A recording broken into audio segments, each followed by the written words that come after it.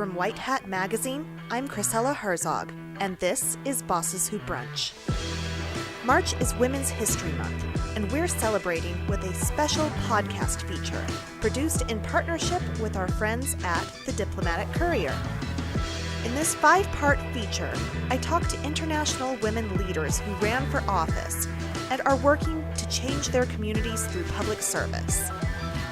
These women were brought to Washington, D.C. to be honored at an International Women's Day celebration by the Women's Democracy Network, a multi-partisan initiative of the International Republican Institute that works to increase women's political participation, leadership, and representation in elected office in every region of the world.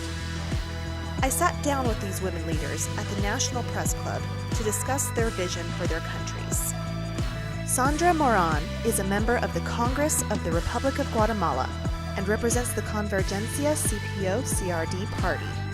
Sandra was elected in September 2015, and her policy priorities are human rights for marginalized groups such as women, LGBT, indigenous peoples, children, adolescents, and the elderly. Sandra, thank you for being here with Bosses Who Brunch today. It's great to have you. So, Sandra, what inspired you to run for office? Yeah, thank you. I've been part of different movements, and my life has been as a commitment of my country. Then I just accept the challenge in the moment that we are working against corruption and trying to move from that situation to do better job in every level in my country. So what kind of change do you want to make in your country? What is your vision for Guatemala? Well, I believe that we are in transition, and then I think all the voices that hasn't been here about indigenous people, women, and youth need to be here. And then in my challenge is to be the voice of those people, even though probably the bills cannot pass, but in the process we are like the channel of those voices, and to challenge the conservative ideas that is still in Guatemala and in the parliament. So what's a challenge you have faced in your career, and how did you overcome it, or how have you worked through it? Well, I am a survivor in every level. I've been a refugee. I've been persecuted by the army. I've been surviving many things, and now I'm also surviving a public life. and the thing that people is against many ideas that I'm proposing, and also I think that we are in the moment that we are confronting ideas and sometimes so badly we're confronting people, and I think it's a very complex time now. So what's a success or a moment you've been particularly proud of in your career?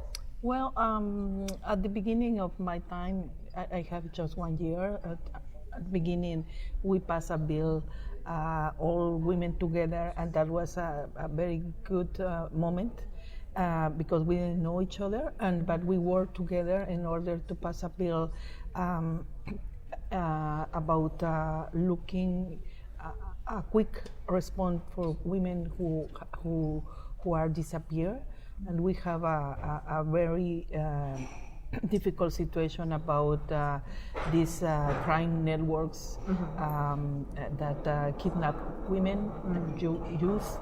Then that bill helped to do a quick response. Then that was a beautiful moment for all women, for all of us. And then and the other one is when some people start doing a campaign against myself, and then many women and citizens start supporting my work. Mm-hmm. And then that's also a great moment in the way that I felt that the work that I'm doing well has some response. Yeah. So even though you had this negative campaign against you, people still came out and supported you. Yeah. Oh, that's great to hear. So what advice would you give to another woman who is thinking about running for office or getting involved in leadership positions? We as women need to be more prepared because the environment are more asking more to women. It's always like that. But I think we need to be prepared.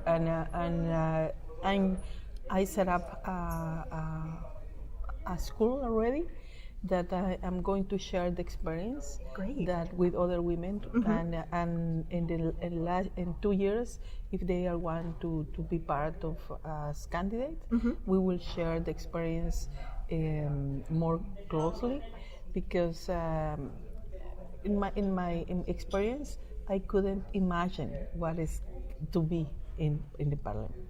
I study, I read a lot, but it's impossible to imagine it. Then I think by sharing the experience, by sharing it in the way that how we live the experience is important.